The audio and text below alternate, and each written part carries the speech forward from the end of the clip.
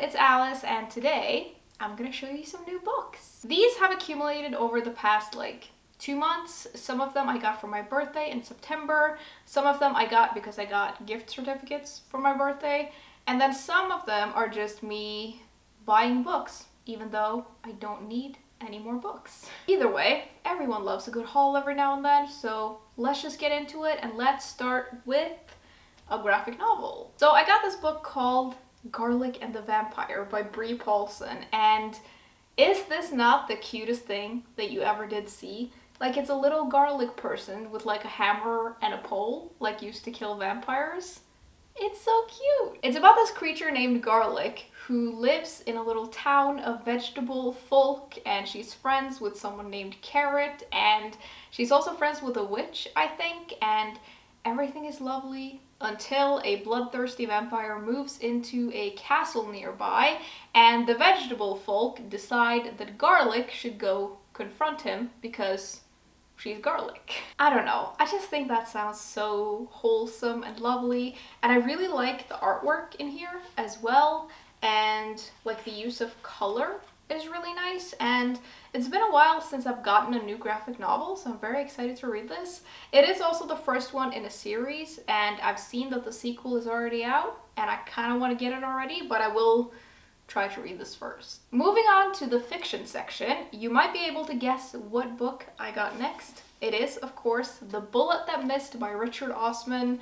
This is the third book in the Thursday Murder Club series, which is one of my favorite cozy mystery series, and I'm so excited to have this, and I can't wait to like revisit these characters once again. This series follows a group of pensioners who live in this like lovely village, and they just love amateur sleuthing. They keep getting into all of these investigations and figuring things out, and I think in this there's something about like two murders 10 years apart, and they're trying to like figure out how they're connected and if they're connected.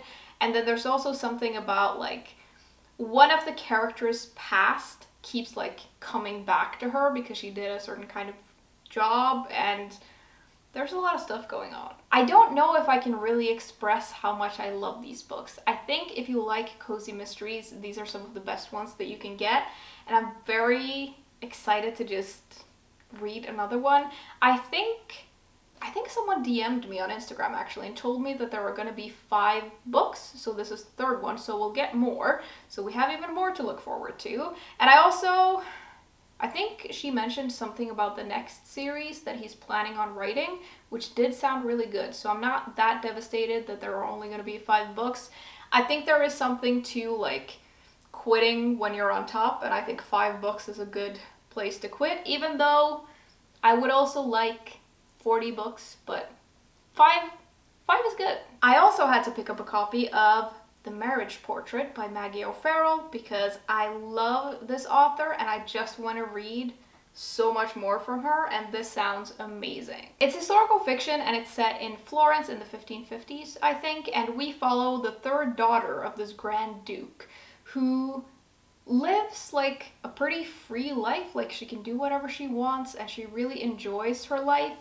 But then her sister, like one of her older sisters, dies right before she's supposed to get married to this really powerful man, and her father just decides that she can marry him instead, and so she has to. This changes a lot for her, obviously, and she's suddenly like thrust into this very different life, and she has to try and like navigate court and court politics, and she has to figure out like her new life, but she also has to figure out her husband, who seems to be a little mystifying. The story sounds great to me though, and I love the setting of Florence. Florence is actually one of my favorite places that I've ever visited. I really want to go back, and I love reading like historical fiction set there, so I think that's gonna be great. And Maggie O'Farrell, like the way she writes is just amazing. I don't know how she does it, but like I trust her to tell any story, and I really like the way she writes when she writes historical fiction, so this is like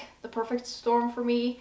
I also gotta say, this cover, it's doing a lot for me. I think it's absolutely beautiful. There is another edition of this that I also looked at, but this one just got me and I had to get it. Then I got 3 sort of witchy type books because it is indeed the season for that. I got Magic Lessons by Alice Hoffman, which I'm very, very excited to read. This is one of the prequels to Practical Magic. I've already read another prequel, which is set in like the 1960s. It's called The Rules of Magic, I think. I get the titles of these books confused a lot, but I've read another prequel, I loved it. I read Practical Magic, loved it. And this brings us all the way back to when the curse started that has like haunted this family for generations. It's set in the 1600s, and we meet Maria Owens, who is the person who all the other characters that we meet in the other books are descendants from, and it's basically her origin story of love and loss and what happened to make her invoke this curse. I know I haven't read this book yet, but I have a feeling that this is going to be my favorite out of the ones that I've read. I don't really know why, I just have a feeling about it. I think it's going to be amazing, and if this is my favorite out of the three, it's going to be really, really good because I really liked the others as well. Then I got Small Town Big Magic by Hazel Beck. And I'll be honest with you, I don't quite know if I'm gonna like love this book because it is a romance novel, but it is also a fantasy, it has witches, and it's like Halloween related, which makes me feel like I'll at least enjoy it. I also feel like the cover is doing a lot for me. It's really pretty, which also makes me feel like I'm gonna like it. The main character of this is a bookstore owner, which I obviously love, and she lives in this small town, which I really like, and she's very passionate about her small town. And I think the deal is that she is a descendant from a witch that died in the witch trials, but she doesn't think she has any powers. But then she does, and there's like an ancient evil that has awakened in this town, and there is a little bit of romance apparently. I don't know how that fits into the story, but we'll see. I do think I'm gonna enjoy this. Sort of in a similar vein, I got Payback's a Witch by Lana Harper, which I know the title is a little cheesy, but I really like it. And again, this is like fantasy slash romance. And I keep looking for witch books, and it's very difficult to find witch books that are not like, that don't have a romance element to it. So I keep getting these books, and I'm just gonna try them out and we'll see if I like them. It's about this woman who is a witch, but she's not a very powerful one, and she comes from this magical town, and she's basically exiled herself from this town, I think because of a relationship that went wrong, and she hasn't been there in a while, but then she returns to partake in this spell casting tournament, which I love, like I love the sound of. And there's something about a dark revenge story, which I'm also into. I think this is a queer romance, which for some reason I fare usually a little bit better with those, so that makes me quite excited. And I just love reading about witches. I can't get enough witch stories, so I'm excited to try this out. I also like this cover again. There's something about a witchy cover that will just get me every time. Then I got a couple of horror-ish books. I got The Wild Hunt by Emma Seckel, and this is historical fiction horror, and it's set on this Scottish island where there seems to be these like weird bird creatures that carry souls that like haunt the people who live on this island, which sounds very strange. I think it's set in the wake of World War II, and these birds seem to come out mostly in October. I guess they're coming out for spooky season. I don't know. But at the core of the story, like there is this bird stuff, but at the core of the story is a mystery of a missing boy, and the main characters that we follow are trying to figure out what happened to this boy. That's all I really know. I read some reviews of this that made it sound really good. Hopefully it's not too scary for me, but it seems like the perfect October read. Next, I picked up The Butcher and the Wren by Elena Urquhart, and I'm not gonna lie, I got this mostly because of the author. She is one of the co-hosts of one of my favorite podcasts called Morbid, and I just really like that podcast, and I like their storytelling, so I thought I might enjoy it in like a fiction book format as well. This is set in Louisiana, and it follows a serial killer who is on the prowl and the medical examiner who is like following his trail of victims, I guess, and that's all I really know. A cool thing about this is that the author actually worked as a like an autopsy technician or something like that for a really long time. So she has a lot of experience from that field. And I usually think that like having that kind of experience that is put into a book makes it even better. So I'm very excited to try this out. Then I went ahead and got a book that I've just been seeing everywhere, and it sounds like my kind of thing. So I got it. It's Babel by R.F. Kuang. And this is historical fiction. It's set in the 1800s, and to be totally honest with you, I don't quite grasp what the story is about, but I think we follow this student who enrolls at this university. I think it's in Oxford, and there's something about like translations and like magical translations that somehow aid like the British Empire in their colonization of basically everything and everyone and the whole world. There's also a secret society in here that opposes the use of this power, and I don't know. I've heard that this is like very dark academia, and you know I love that, so I want to give it a go, and it looks amazing and it sounds amazing. I do love historical fiction and I love urban fantasy, so I have kind of high hopes for this, I'm not gonna lie.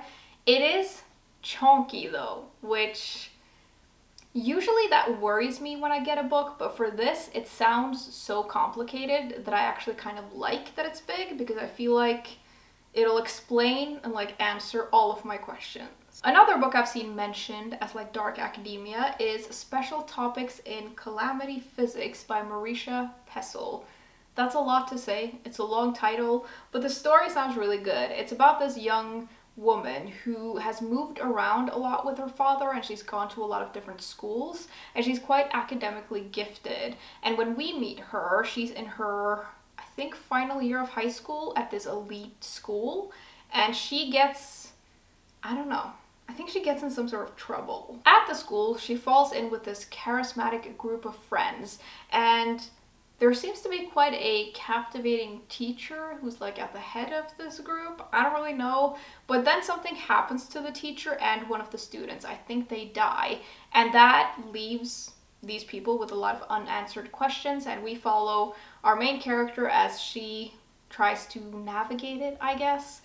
I don't really know what's gonna happen, but I'm very intrigued. I like when there's a little bit of mystery in these kinds of books, and I've seen some really good reviews of this. Then we have got a little folk tales section, and first up here we have this beautiful book called Nordic Tales. This is illustrated and it contains 16 folk tales from the Nordic countries. Now, seeing as I'm from this part of the world, you might be thinking that I would be familiar with all of these already, but I'm really not. I grew up mostly with like Norwegian folk tales and then a couple of Swedish ones, and I may have heard of all of the stories in here.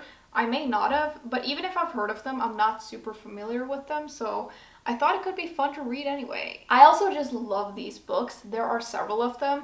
I actually already have one. It's called Ghostly Tales, and it's like chilling stories from the Victorian age. I also have my eyes on one called Celtic Tales, which looks amazing, and I just think these are beautifully made. They have like really nice end papers, and the illustrations are really cool as well. And I just think this is gonna be a delight. Now that I'm looking at this story is actually from Norway, and I don't actually know if I know this one. So maybe all of these will be new to me. Who knows? Speaking of Norwegian folktales though, I also got this very, very heavy and big book. This is Norske Folkeeventyr by Asbjørnsen and Moe, which basically just translates to Norwegian folktales, and these guys were basically our version of the Grimm brothers. So they went all around Norway, and I think like the 1800s, and gathered up what feels like, by the weight, every single folktale in this whole land. I mentioned in a recent video that I really wanted to have a full collection of these, so I'm really happy to have this. Comes in 2 volumes, which I really like, and I grew up with a lot of these stories, but I think there are going to be a lot that I don't know of as well, and I'm just gonna like make my way through this when I feel like it, and I'm really glad to have this. Lastly, we have got some nonfiction, where the theme is, as it often is on this channel, death. The first one I got is Spook by Mary Roach, which I actually got recommended to me in a comment of a recent video that I did, and it says it's about science tackling the afterlife, which is interesting, and I feel like it can go both ways for me. I think this explores several fields, and I think the author has like spoken to all kinds of different people, like scientists, engineers, mediums, all kinds of people. And I'm hoping that this is gonna be science-based and research-based, but then I also don't know how much there is like in the research when it comes to this. I think most scientists, or I don't know, I think a lot of people think there's no evidence for the afterlife, right? And so I don't know. I don't know how this is gonna go, but I guess we'll see. Lastly, we have what seems to be a little bit of a lighter book. It's Final Exits by Michael Largo, and this basically just takes a look at all the ways that people die and have died historically, and I think this is gonna be like a fun book that's probably not that deep. It seems to be like set up as an encyclopedia, so it's from like A to Z, and I'm just guessing that this is gonna be like a death trivia type thing, which I think can be fun. Okay, everyone, those were all the books that I had to show you today. I'd love to know if any of you have picked up any cool books lately and something you're looking forward to reading. I would love to hear about it. As always, thank you very much for hanging out with me, and I will see you soon. Bye!